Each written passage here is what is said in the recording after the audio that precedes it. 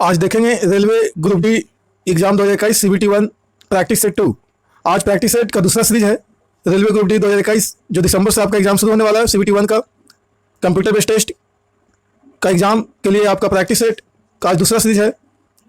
और बता दें कि चैनल पर जो नए हैं और चैनल को सब्सक्राइब करें, वीडियो को फुल वॉच करें, लाइक करें और ज़्यादा से ज़्यादा अपने चाहने वालों के साथ, दोस्तों के साथ शेयर करें। और बेल आइकन दबाना ना भूलें, बेल आइकन जरूर दबाएं, ऑल पे करके रखें ताकि आपका सारा नोटिफिकेशन समय से आपके मोबाइल कंप्यूटर पर पहुंच सके। और टेस्ट लगाने के बाद नंबर जरूर शेयर करें। आपके डिस्क्रिप्शन में इसका PDF फाइल जो है 100 प्रश्नों का वो आप वहाँ जा करके अपलोड कर सकते हैं, डाउनलोड कर सकते हैं। और डाउनलोड करने के बाद आप टेस्ट लगा लें, उसके बाद डिस्कस को देखें। GK GS के पार्ट को इस सीरीज में आपका डिस्कस किया जा रहा है। चलिए शुरू करते हैं। सीरीज दूसरा आज आपका है सीरीज 2। ये आपका रीजनिंग का सवाल है, इसको स्किप करते हैं। प्लेटफॉर्म पब्लिकेशन का ये आपका टेस्ट सीरीज है, रीजनिंग के सवाल आ रहे हैं, स्किप करते हुए आगे बढ़ रहे हैं। एक प्रश्न यहाँ पर आ रहा है 6 नंबर में, 15 अगस्त 2019 को बृहस्पतिवार होगा। ये आपका रीजनिंग का सवाल है। प्रश्न नंबर 8 यहाँ पे दिख रहा होगा, किसी वस्तु को ऊर्ध्वाधर ऊपर की ओर फेंका गया और यह भूमि से अधिकतम ऊंचाई h तक पहुंची। इसके ऊपर जाने के दौरान ऊंचाई h के 1/4 पर वस्तु में खाली स्थान होगा। ध्यान से ऑप्शन को पढ़ें।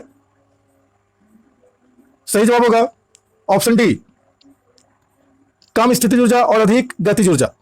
जब किसी वस्तु को ऊर्ध्वाधर यानी वर्टिकल ऊपर की ओर फेंका जाता है या फेंका गया यहाँ पे है और यह भूमि से अधिकतम ऊंचाई जो है h तक पहुंचा है और इसके ऊपर जाने के दौरान ऊंचाई h जो है, ऊंचाई h का 1/4 पर वस्तु में क्या होगा, तो कम आपका स्थितिज ऊर्जा होगा और अधिक गतिज ऊर्जा होगा।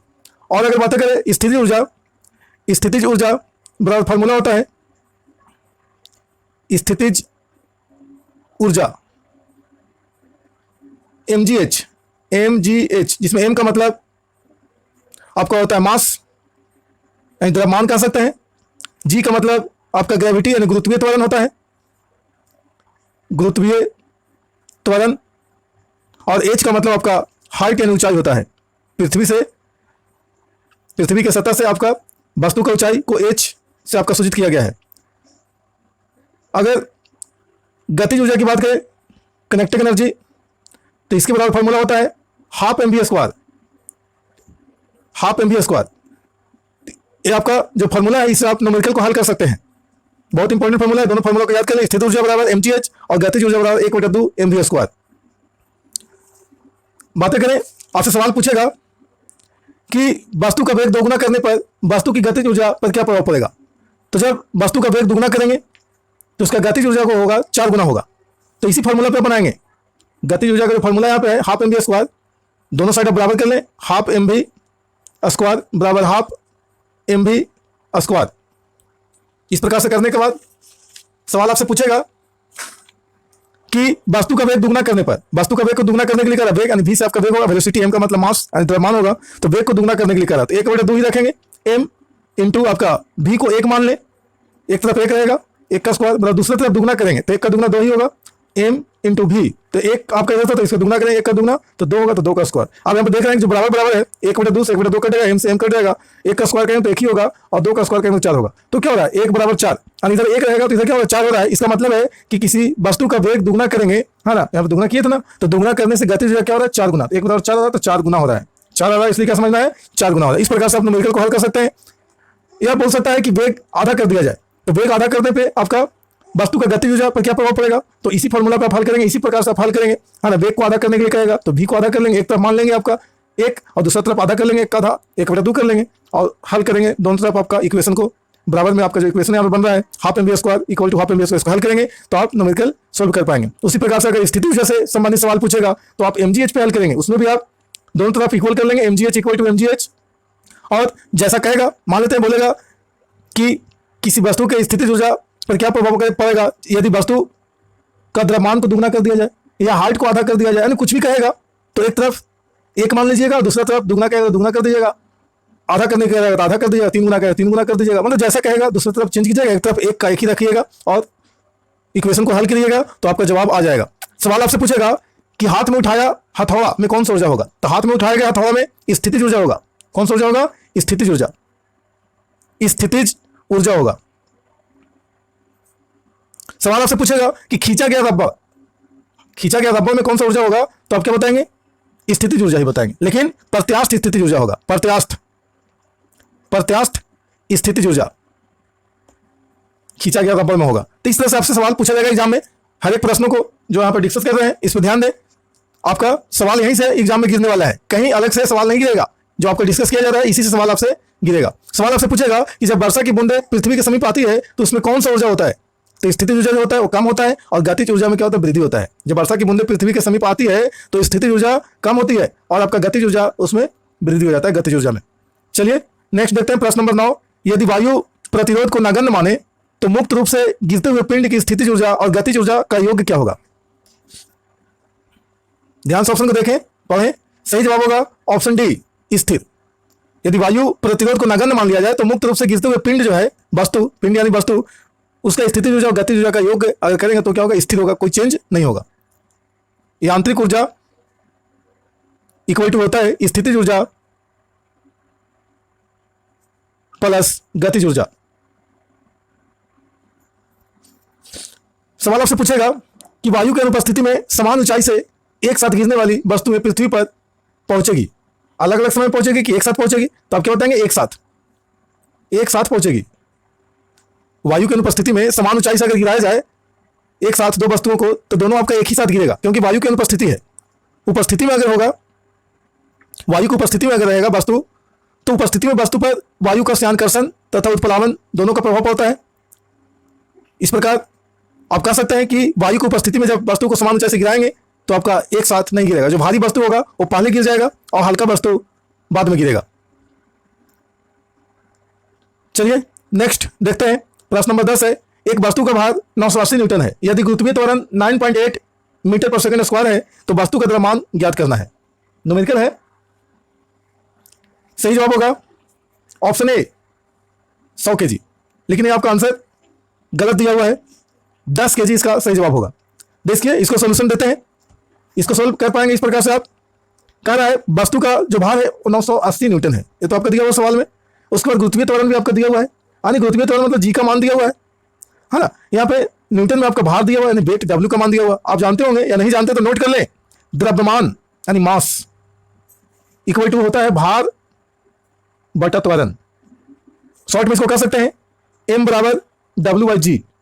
तो इसमें आप हल करेंगे तो हल करते हैं, m बराबर W/g जो है, यहाँ पे देखेंगे W का मान जो है वो 980 न्यूटन है, g का मान आपका 9.8 है। यहाँ से पॉइंट हटेगा तो ऊपर में एक जीरो बैठ जाएगा। आप काटेंगे तो 98 से आपका 100 बार में 98 कट जाएगा। तो यहाँ पे क्या रहा है? 100 न्यूटन आ रहा है। अब न्यूटन आ रहा है क्योंकि न्यूटन में आपका वैल्यू का रखा गया था। अब इसको बदलेंगे, पूछता है द्रव्यमान। द्रव्यमान वस्तु का द्रव्यमान क्या होगा? तो न्यूटन को द्रव्यमान में चेंज करना पड़ेगा। न्यूटन जो है, इसको द्रव्यमान का यूनिट क्या होता है? भार का यूनिट आपका न्यूटन है, लेकिन द्रव्यमान का यूनिट आपका केजी होता है। तो आपको द्रव्यमान पूछ रहा है तो केजी में बदलना पड़ेगा। 100 न्यूटन को आप केजी में बदलेंगे तो बदलते हैं। पहले आपको जानना होगा कि 9.8 न्यूटन बराबर 1 kg होता है, या इसको आप कह सकते हैं 10 न्यूटन, लगभग में 10 न्यूटन बराबर 1 kg। तो 10 न्यूटन बराबर जो 1 kg होता है तो आपको बदलना होगा। यहाँ पे 100 न्यूटन बराबर कितना होगा? 100 न्यूटन बराबर कितना kg होगा? तो आप 100 में क्या करेंगे? 10 से भागा देंगे, क्योंकि 1 kg में 10 न्यूटन है तो 100 न्यूटन में कितना kg होगा? तो 100 बटा 10 यानी 1 जीरो से जीरो कटेगा तो बचेगा 10 kg।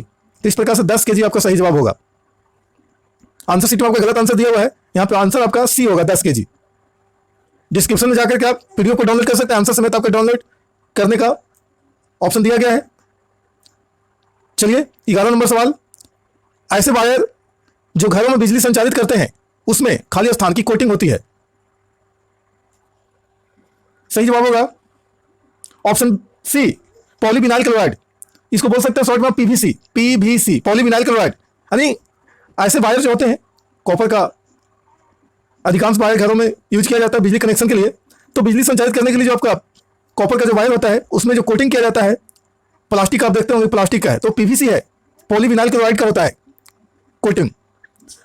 और बता दें, सवाल आपसे पूछेगा कि पॉलीविनाइल क्लोराइड जो है वो किसके बहुलीकरण से प्राप्त होता है, यानी पीवीसी किसके बहुलीकरण से प्राप्त होता है? तो बताएंगे आप विनाइल क्लोराइड। विनाइल क्लोराइड के बहुलीकरण से आपका पीवीसी प्राप्त किया जाता है। सवाल आपसे पूछेगा कि पीवीसी का उपयोग कहां कहां पे होता है? तो पीवीसी का उपयोग जो होता है वो पतली चादर बनाने में आपका होता है। पीवीसी का चादर बना सकते हैं पतला, बरसाती बनाने में, रेन कोट वगैरह बनाने में, सीट कवर वगैरह बनाने में इसका उपयोग किया जाता है पीवीसी का।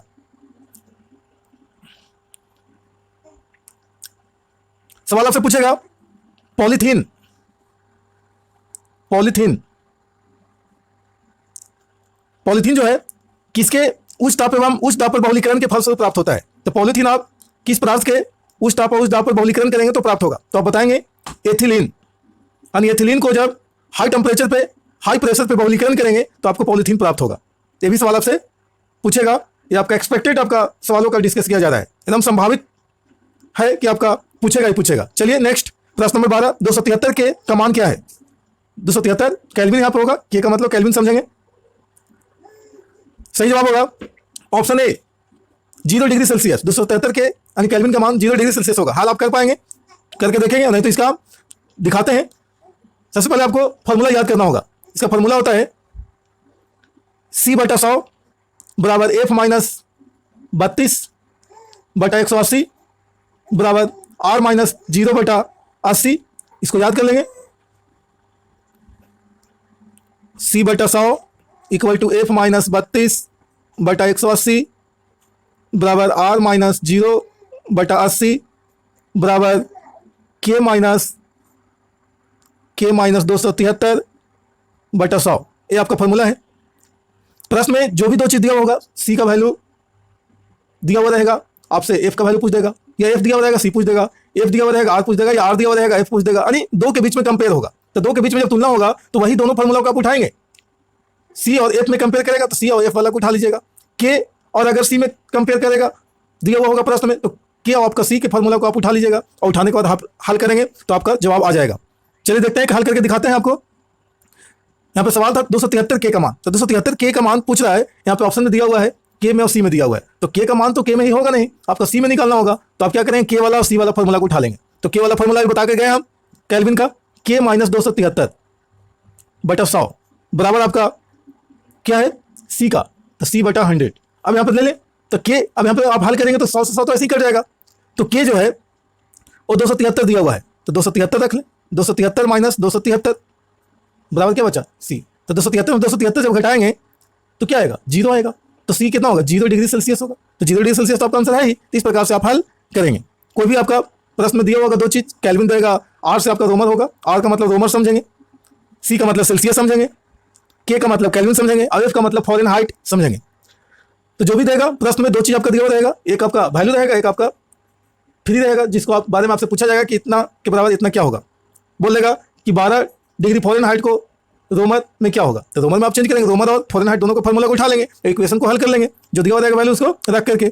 इसमें आपका रहस्य भी है। एक चीज़ और बता दें कि C माइनस 0/100 रियल फॉर्मूला आपका यही है, F माइनस 32, लेकिन 0 का यहाँ पे कोई वैल्यू नहीं, लेकिन इसका रहस्य है, इसके पीछे लॉजिक है 180। तो यहाँ पे C जो है वो तो सेल्सियस है।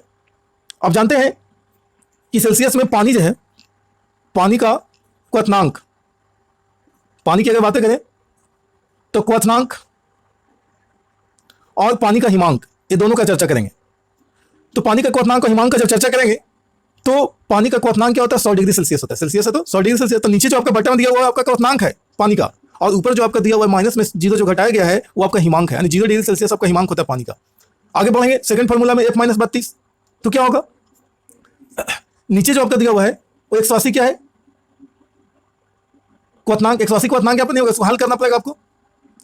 फ़ारेनहाइट में अगर आप समझेंगे तो F माइनस 32/180 जो है, इसको आप हल करेंगे तो क्या होगा, F बराबर छाटेंगे तो ऐसा लिख सकते हैं आप, F बराबर 180 प्लस 32, तो कितना होगा, F बराबर जोड़ेंगे इसको तो 212। तो 212 डिग्री फ़ारेनहाइट जो होगा ये आपका क्वथनांक होगा, लेकिन ऊपर जो माइनस 32 घटाया गया है ये आपका क्या होगा, हिमांक होगा। यानी 32 डिग्री फ़ारेनहाइट आपका हिमांक है पानी का। इसी प्रकार से आगे भी रोमर में भी है, 0 रोमर आपका हिमांक है, तो आपका 80 रोमर हल करेंगे, R माइनस 0 बराबर जब 80 यहाँ पे है तो R बराबर क्या होगा, 80 प्लस 0, तो कोई फर्क पड़ा नहीं, 80 ही हो जाएगा। तो आपका 80 क्या होगा, 80 रोमर आपका क्वथनांक होगा, और 0 जो घटाया गया है वो आपका हिमांक होगा। इस प्रकार से आगे केल्विन में भी होगा, 373 केल्विन आपका पानी का क्वथनांक होगा। जब जोड़ेंगे तो K माइनस 273 बट आपका 100 है, तो यही आपका 100 बराबर में चला जाता है, और माइनस से आपका प्लस में 100 प्लस 273 होगा, तो 373 आपका क्वथनांक हो जाएगा 373 केल्विन, और आपका हिमांक जो होगा वो आपका 273 केल्विन होगा। तो इस प्रकार से इसके पीछे लॉजिक है, ध्यान से देखें समझें।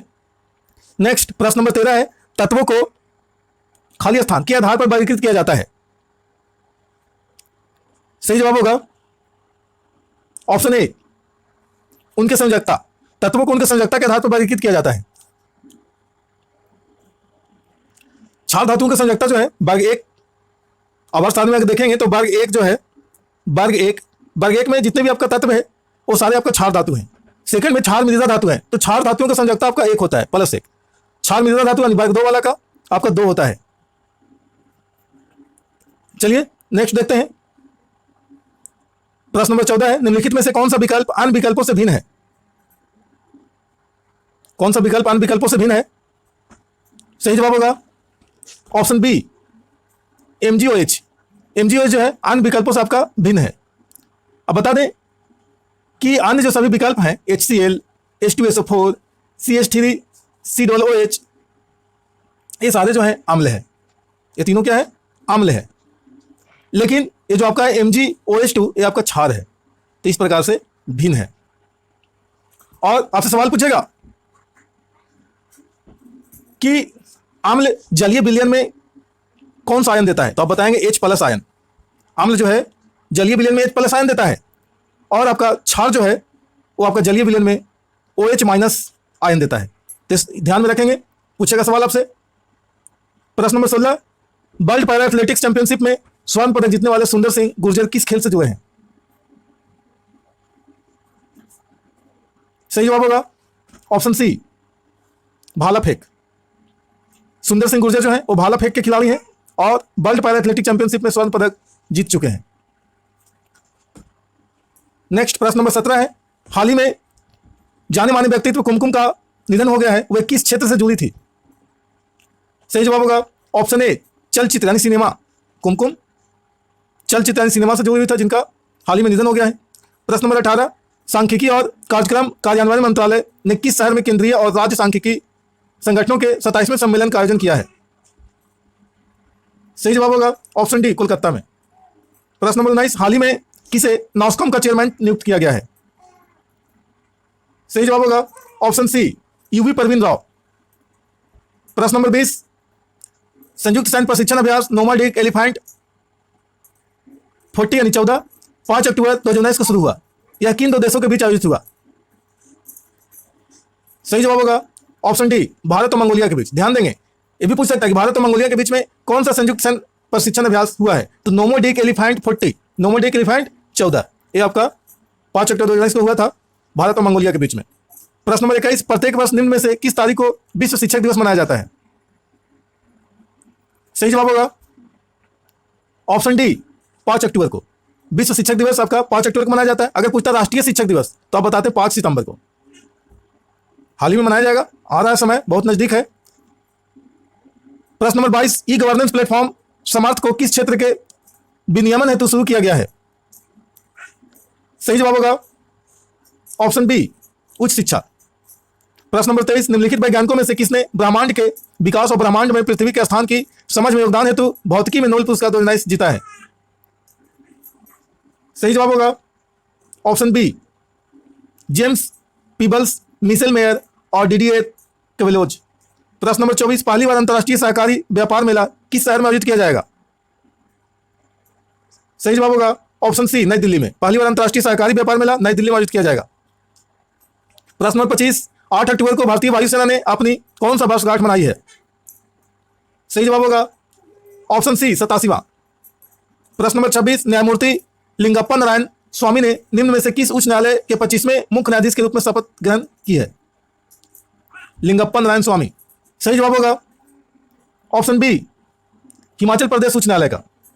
प्रश्न नंबर 27, विश्व आर्थिक मंच द्वारा जारी सामाजिक गतिशीलता सूचकांक में 82 देशों को शामिल किया गया है, इसमें भारत का स्थान कौन सा है? सही जवाब होगा ऑप्शन डी 76वां स्थान है भारत का। विश्व आर्थिक मंच द्वारा सामाजिक गतिशीलता सूचकांक में भारत 76वें स्थान पे है। टोटल 82 देश भाग लिए थे। सवाल पूछ सकता है कि विश्व आर्थिक मंच द्वारा जारी किया गया सामाजिक गतिशीलता सूचकांक में कुल कितने देशों ने भाग लिया है, शामिल हुआ है? तो 82 देशों ने शामिल हुआ है। 82 देश आपका शामिल हुए हैं सामाजिक गतिशीलता सूचकांक के आर्थिक मंच में। प्रश्न नंबर 28 है, भारत के सुरेंद्र सिंह ने अक्टूबर 2019 में एक खेल कार्यक्रम में 3 विश्व रिकॉर्ड बनाए, वह किस खेल से जुड़े हुए हैं? उनका संबंध किस खेल से है? सही जवाब होगा option C powerlifting. Surendra Singh जो है पावर लिफ्टिंग के खिलाड़ी हैं, जो अक्टूबर 2019 में आपका 3 विश्व रिकॉर्ड बनाए हैं। प्रश्न नंबर 29, कौन अंतर्राष्ट्रीय क्रिकेट में 20 साल पूरा करने वाली पहली महिला खिलाड़ी बन गई है? सही जवाब होगा ऑप्शन बी मिताली राज। 20 साल पूरा करने वाली पहली महिला क्रिकेटर बनी है मिताली राज। प्रश्न नंबर 23, किस राज्य सरकार ने ई गन्ना ऐप और वेब पोर्टल का शुभारंभ किया है? सही जवाब होगा ऑप्शन बी उत्तर प्रदेश। ई गन्ना ऐप और वेब पोर्टल दोनों जारी किया है उत्तर प्रदेश की सरकार ने। प्रश्न नंबर 31, हाल ही में प्रविंद जगन्नाथ ने किस देश के प्रधानमंत्री पद का शपथ लिया है? सही जवाब होगा option A Mauritius. Pravinder Jagannath ने मॉरिशस के प्रधानमंत्री के पद का शपथ लिया है। नेक्स्ट देखेंगे प्रश्न नंबर 32 है, दरवाजा बंद अभियान का ब्रांड एम्बेसडर कौन है? दरवाजा बंद अभियान। सही जवाब होगा ऑप्शन ए अमिताभ बच्चन। दरवाजा बंद अभियान का ब्रांड एम्बेसडर अमिताभ बच्चन है। प्रश्न नंबर 33, निम्नलिखित में से कौन सा युग में सम्मिलित है? ध्यान से ऑप्शन को देखें। Slate granite, cyst dolomite, nice basalt, quartzite, sandstone. सही जवाब होगा ऑप्शन डी क्वार्टजाइट सैंडस्टोन। ये आपका सम्मिलित है सही, और बाकी आपका सम्मिलित नहीं है। बता दें कि सिस्ट जो है वो फाइलाइट का रूपांतरित रूप है, या कायांतरित रूप कह सकते हैं, परिवर्तित रूप कह सकते हैं। तो सिस्ट जो है वो डोलोमाइट का नहीं है, फाइलाइट का है। और सलेट बता दें ये ग्रेनाइट का नहीं है, सलेट आपका सेल का है। सलेट सेल का है, ये गलत है आपका। नाइस जो है तो आपका बेसाल्ट का नहीं है, नाइस आपका नाइस ग्रेनाइट का है।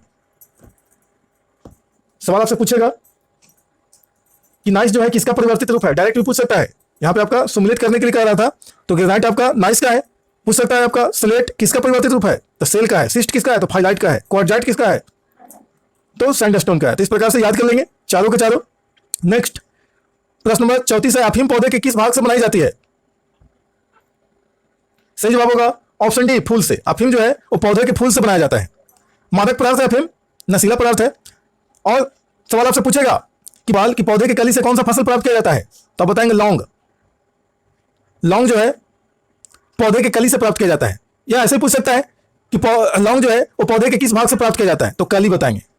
तो पूरा याद कर लें कि लौंग जो है पौधे के कली से प्राप्त होता है, अफीम जो है पौधे के फूल से प्राप्त होता है। और अफीम का प्रयोग आपका दर्द निवारक दवा बनाने में भी किया जाता है। अफीम दर्द निवारक दवा में भी काम देता है। नेक्स्ट प्रश्न नंबर 35 है, संसार की सबसे विशाल नदी कौन सी है? सही जवाब होगा ऑप्शन ए अमेजन। अमेजन जो है वो संसार का सबसे विशाल और चौड़ी नदी है। चौड़ी भी है और आपका विशाल भी है। अगर सबसे बड़ी कहता, सबसे लंबी कहता, सबसे लंबी अगर नदी कहता तो नील नदी होता। लंबा अगर पूछे विश्व का सबसे लंबी नदी तो आप बताएंगे नील नदी।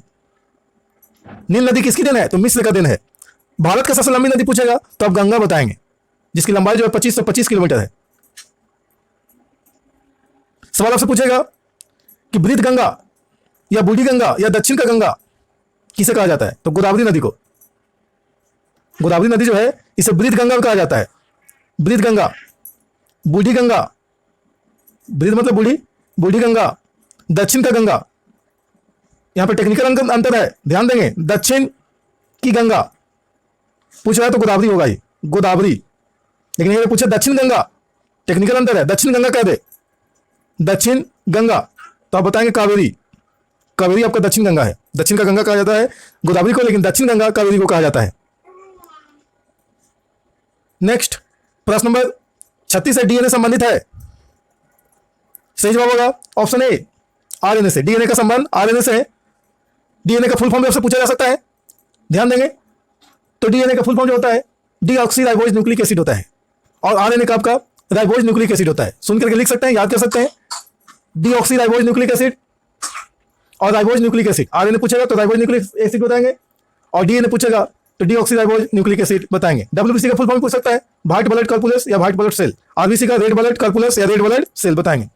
आपसे सवाल पूछेगा कि आरबीसी का अन्य नाम क्या है, तो इरिथ्रोसाइट।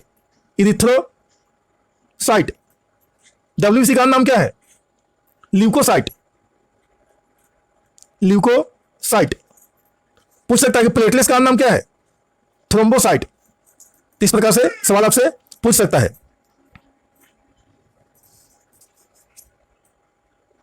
सवाल एक और पूछेगा कि आरएनए का मुख्य कार्य क्या है, तो आरएनए का जो मुख्य कार्य है वो आपका प्रोटीन संश्लेषण करना है। प्रोटीन संश्लेषण करना,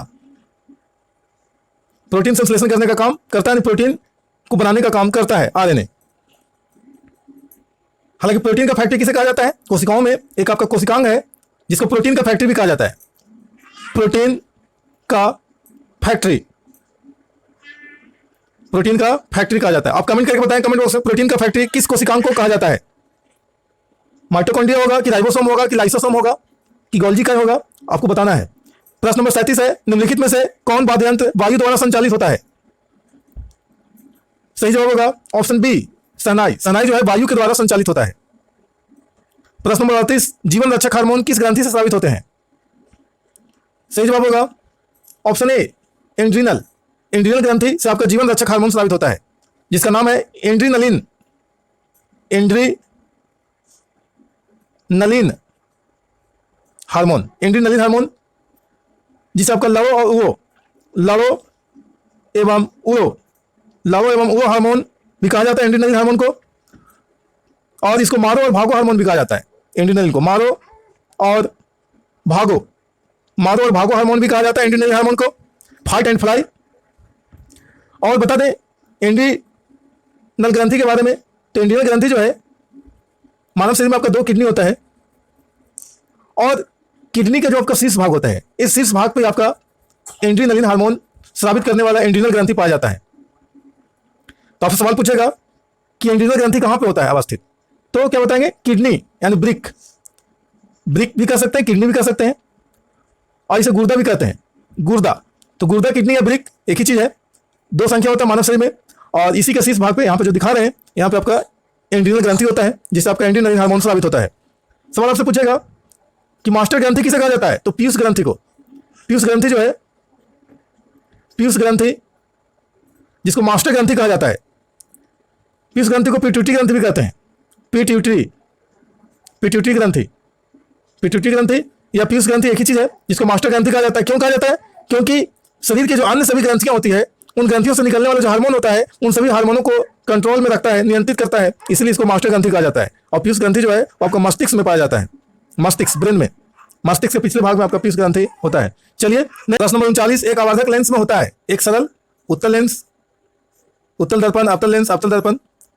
सही जवाब होगा ऑप्शन ए, उत्तल लेंस। एक आवर्धक लेंस में उत्तल लेंस होता है। नेक्स्ट प्रश्न नंबर 40, हरे फलों को कृत्रिम रूप से पकाने के लिए प्रयुक्त गैस कौन सा है? हरे फल जो होते हैं उसको कृत्रिम तरीके से पकाना है तो कौन सा गैस उपयोग किया जाएगा? सही जवाब होगा ऑप्शन बी, एसिटिलीन गैस। कृत्रिम रूप से पूछ रहा है, अगर प्राकृतिक रूप से कहता तो एथिलीन बताते हैं। यानी जो पेड़ पौधों में फल पकते हैं वो एथिलीन गैस की वजह से पकता है प्राकृतिक रूप से, लेकिन कृत्रिम पूछ रहा है तो एसिटिलीन होगा। एसिटिलीन गैस का प्रयोग जो है वो बिल्डिंग में भी उपयोग किया जाता है। गैस बिल्डिंग जो होता है, गैस बिल्डिंग में भी आपका एसिटिलीन गैस का प्रयोग किया जाता है। नेक्स्ट प्रश्न नंबर 41 है, मानव शरीर में सबसे लंबी कोशिका है कौन सा? मानव शरीर का सबसे लंबी कोशिका है, सही जवाब होगा ऑप्शन ए, तंत्रिका कोशिका।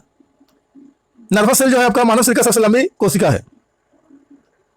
अगर पूछेगा कि मानव शरीर का सबसे बड़ी ग्रंथि कौन है, तो यकृत बताएंगे। यकृत को आपका लीवर भी कहा जाता है, जिगर भी कहा जाता है, इसे कलेजी भी कहा जाता है।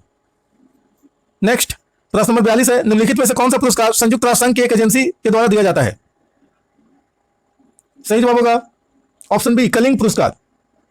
यह आपका संयुक्त राष्ट्र संघ की एक एजेंसी के द्वारा दिया जाता है, कलिंग पुरस्कार।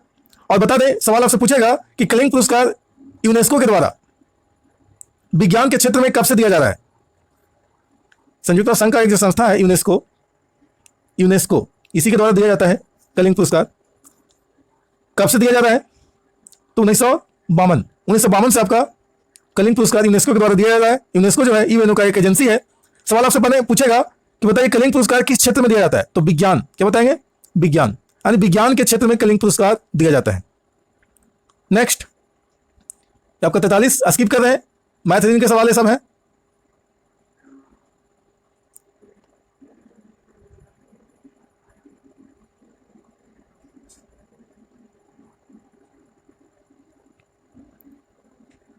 डिस्क्रिप्शन में जाकर के पीडीएफ को लोड कर सकते हैं। प्रश्न नंबर 91, वाहन चालक हेतु पृष्ठ दृश्य दर्पण होता है, यानी वाहन चालक के साइड मिरर के रूप में किस दर्पण का उपयोग किया जाता है? सही जवाब होगा ऑप्शन सी, उत्तल दर्पण। वाहन चालक के साइड मिरर के रूप में उत्तल दर्पण का प्रयोग किया जाता है।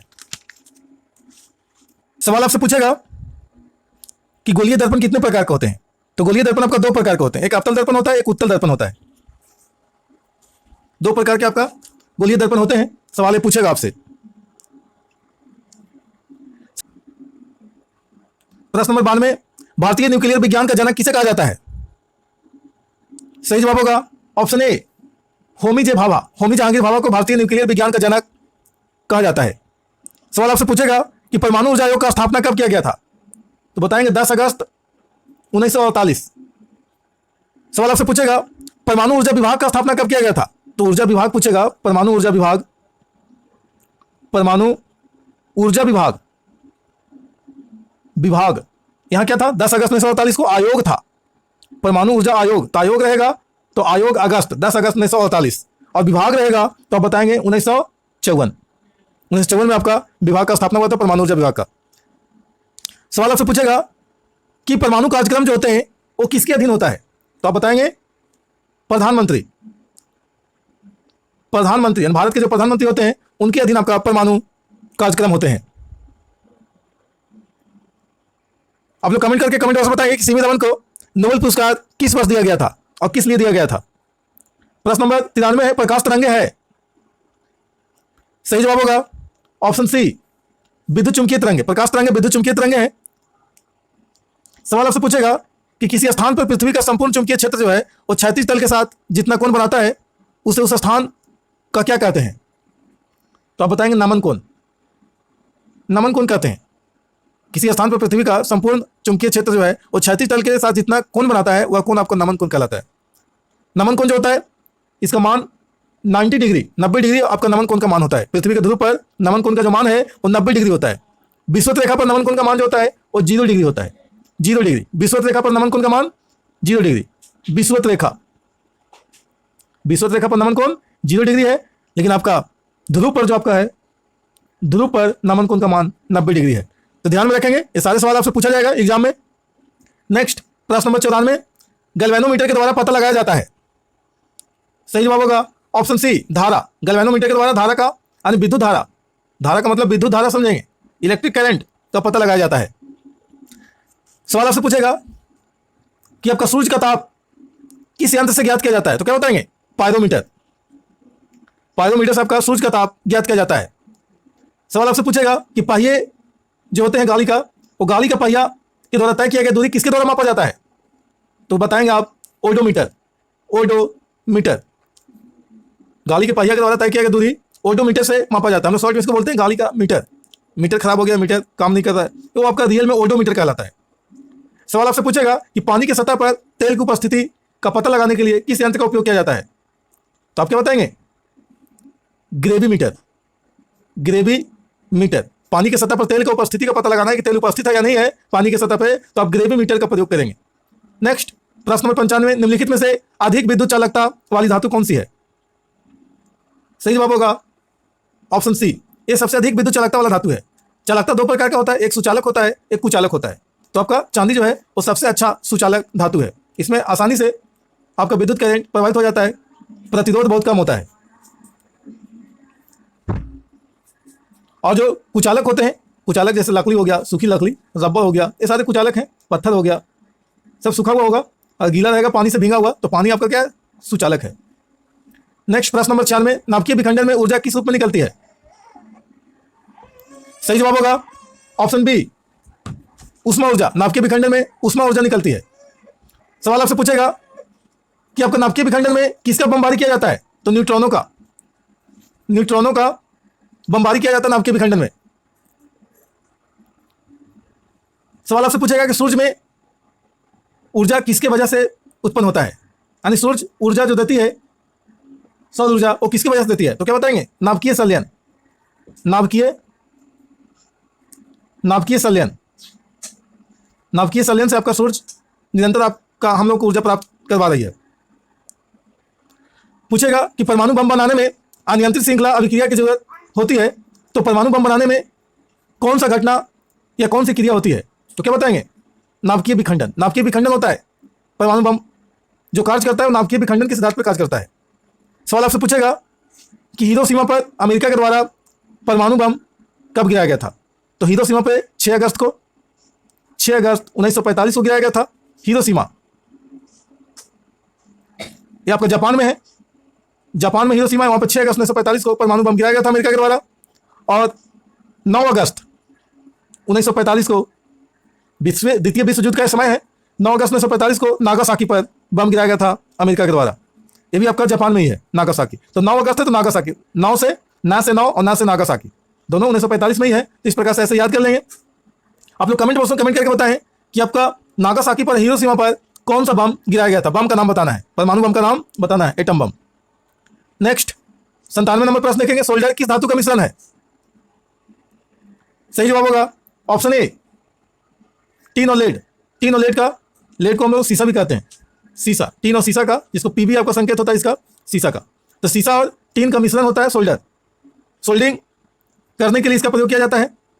जैसे 2 तार आपका टूटा हुआ है तो उसको आप सोल्डरिंग कर सकते हैं। इलेक्ट्रिक दुकान में आपका किसी तार को इलेक्ट्रॉनिक सामान में सोल्डरिंग करने के लिए इसका उपयोग किया जाता है, सोल्डर का। प्रश्न नंबर 98 देखेंगे, इनमें से कौन सी एक परमाणु वाली अक्रिय गैस है? एक परमाणु वाला अक्रिय गैस बताना है। सही जवाब होगा ऑप्शन बी, नियॉन। नियॉन जो है एक परमाणु वाला अक्रिय गैस है।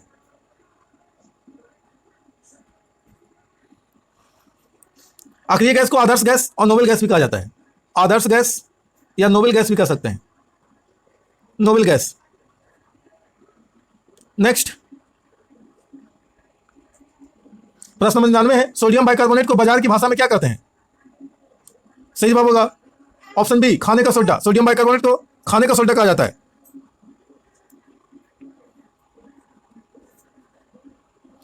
सवाल आपसे पूछेगा कि पकाने का सोडा का अर्थ क्या होता है? कुकिंग सोडा होता है, यानी खाना पकाने वाला सोडा, इसको कुकिंग सोडा कहते हैं।